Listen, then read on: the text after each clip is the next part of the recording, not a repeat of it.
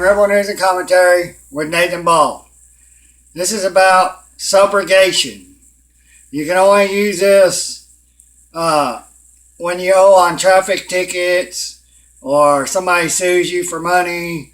You know, as long as no one's been injured or in some accident and as long as you haven't hurt anyone or killed anyone, you know, commit a crime, where they call that a crime,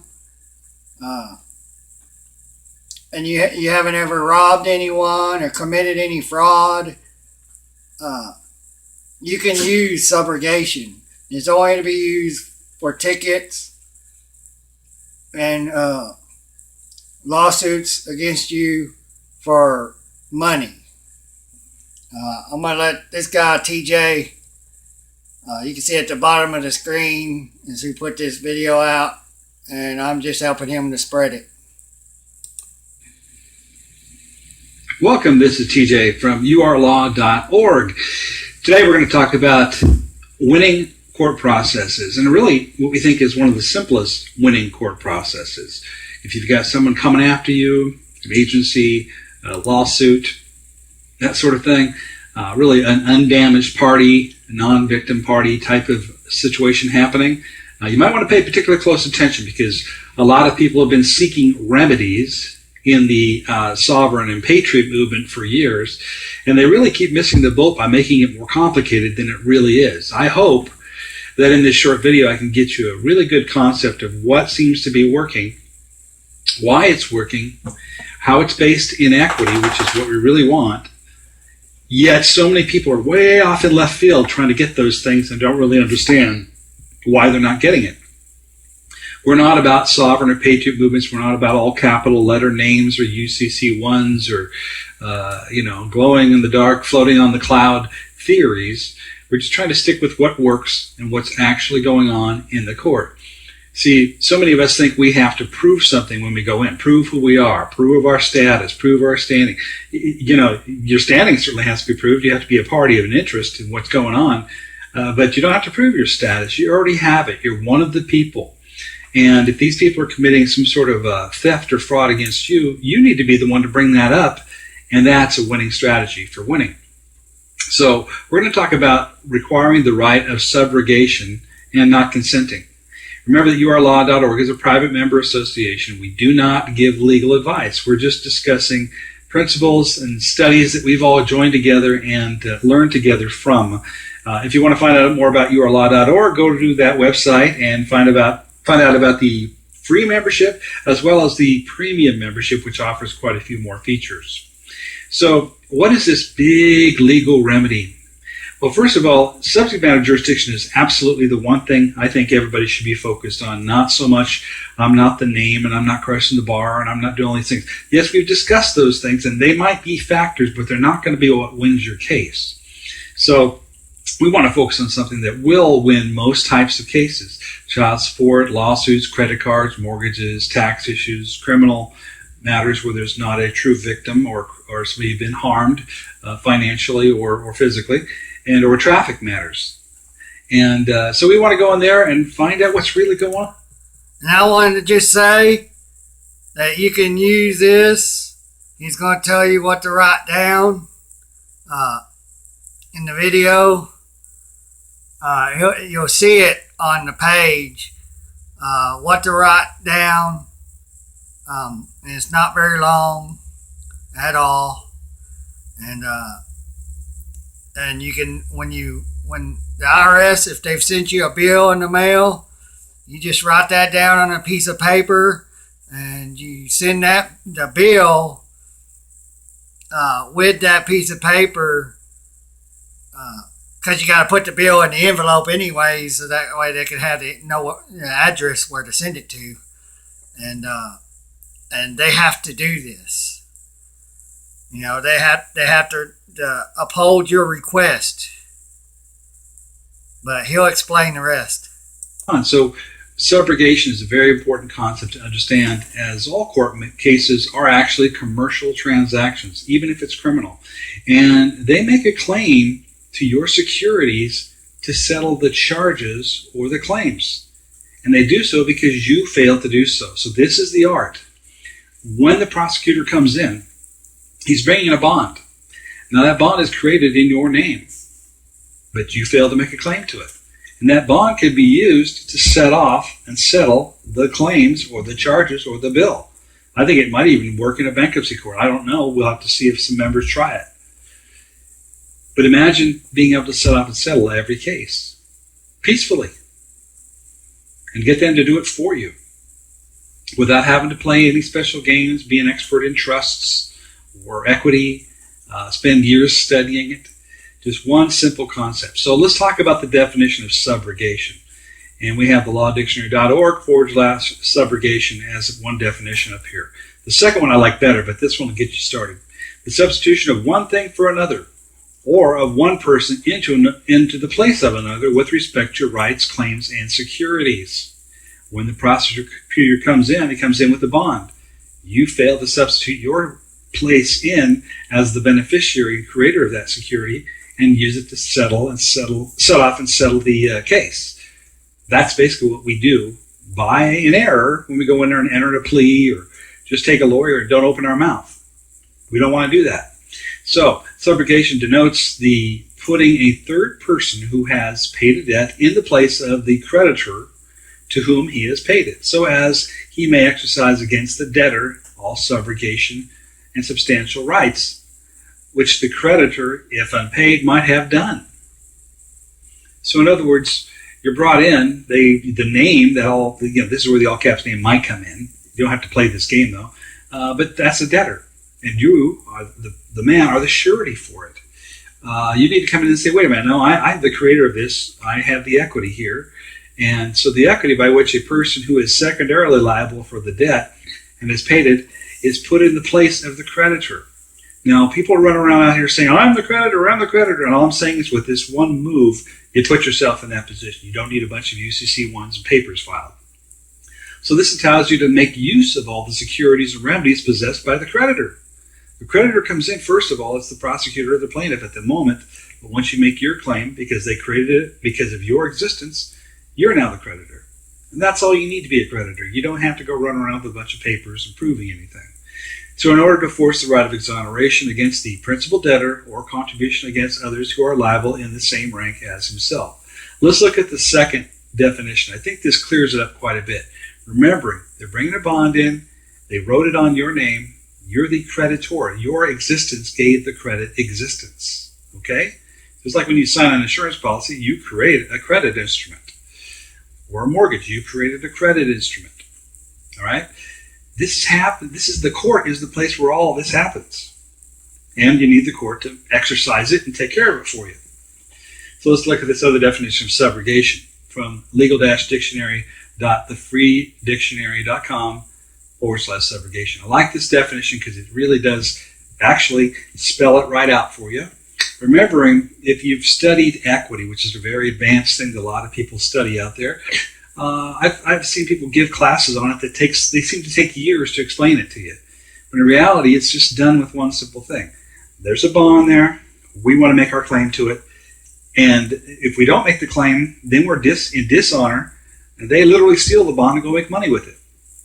Don't do that. At least that's the theory of how this works behind the scenes. And we've seen plenty of evidence of it, which is why they seem to respond.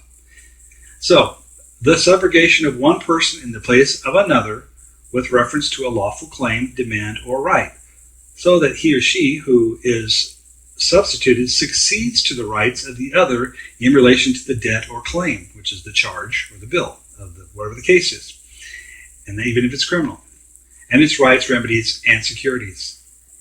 So, let's say that again. He or she who is substituted succeeds to the rights of the other in relation to the debt or claim and its rights, remedies, or securities. So you're substituting yourself and you're telling them, I am the claimant here. I want you to substitute me in as the right to the securities to exercise them. That's all you're really doing. And then that sets off the charges. There are two types of subrogation, legal and conventional. Legal subrogation arises by operation of law, whereas conventional subrogation is a result of a contract. Now people have argued, oh, these are admiralty courts and they got gold fringes around the flag and blah, blah, blah, blah, blah. Throw all that out. Yeah, it might be true, but it's not relevant to winning your case. So let's focus on what matters. So what you're doing is you go to these courts and they want to get you into a contract. They want you to waive and give up and volunteer into their system and walk away from your securities. That's what they want you to do.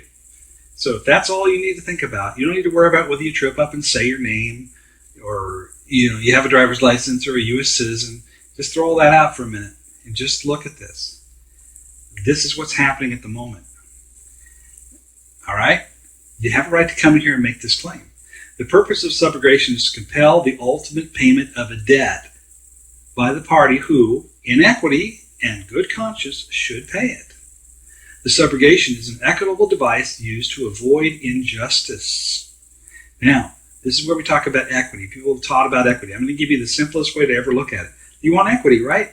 If you brought something of value in, or they created something of value in your name, the equitable thing to do would be to allow you to say, hey, that's mine. Use it to pay the bill.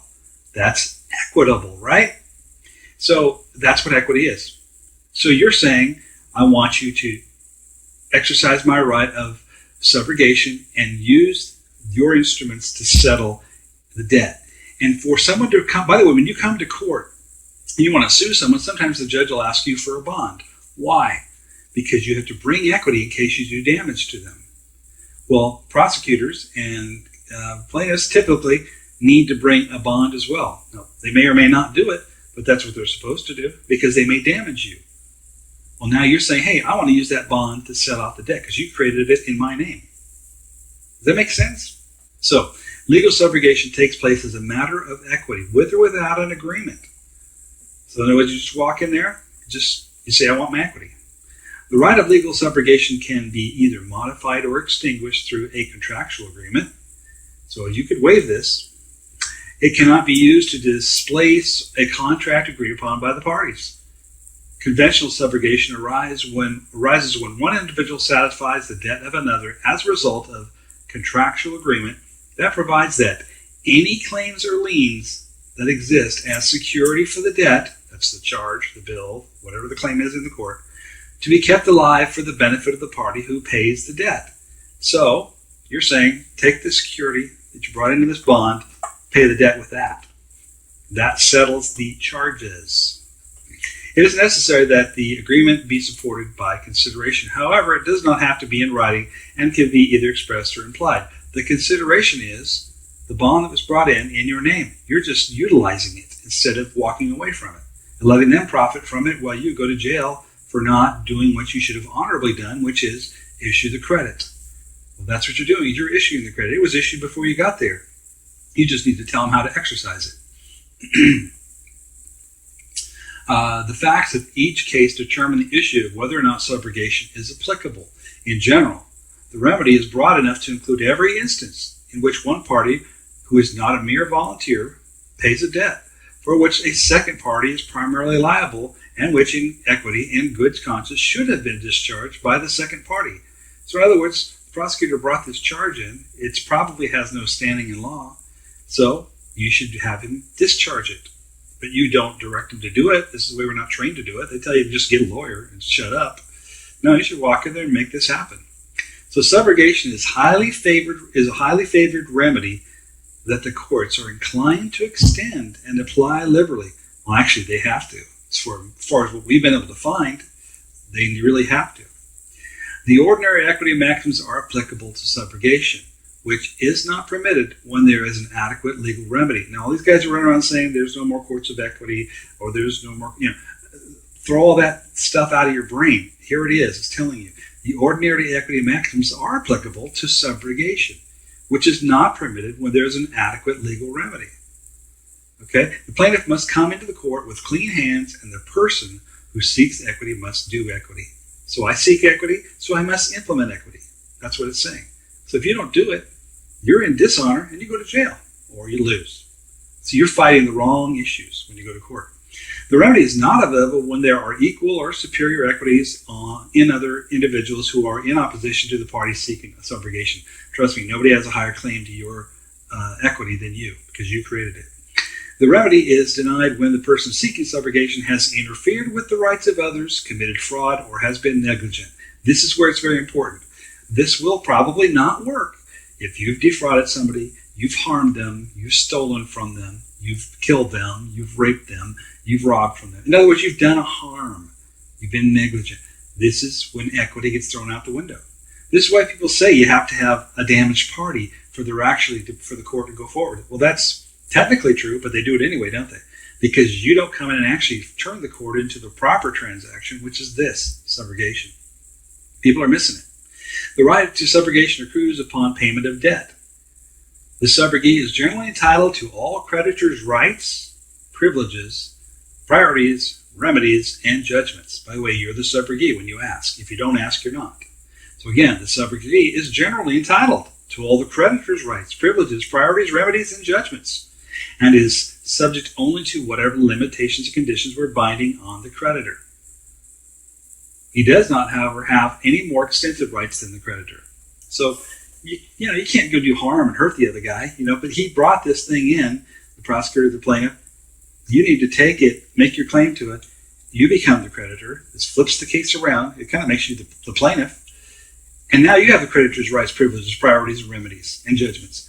Did you have to do anything about filing UCC-1s or changing your name or taking your birth certificate and having it authenticated? No, none of that matters. I went ahead and shortened it and went to it. This phrase right here, sorry for the shakiness, I can fix that. This phrase right here that I'm pointing to, you need to write that down. Every bit of it. Will the plaintiff or prosecutor certify my right of subrogation? Do so in writing, please. So if you've already, gotten a surcharge and you haven't made your first payment, you take that bill they sent you, because you got to put it in that envelope that shows their address, because, so that way it can be sent back to them. And you write this on a piece of paper. It'll be to the Department of Public Safety. You just put Department of Public Safety, and then you write this right below it. And they have to, by law, give you what you asked for, which is subrogation.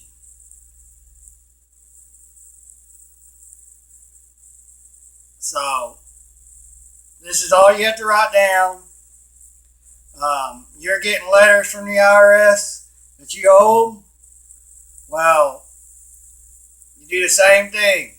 Whatever it says on the address of where it's being mailed to, you write their name, Internal Revenue, or whatever it says, and then you write this down right below it.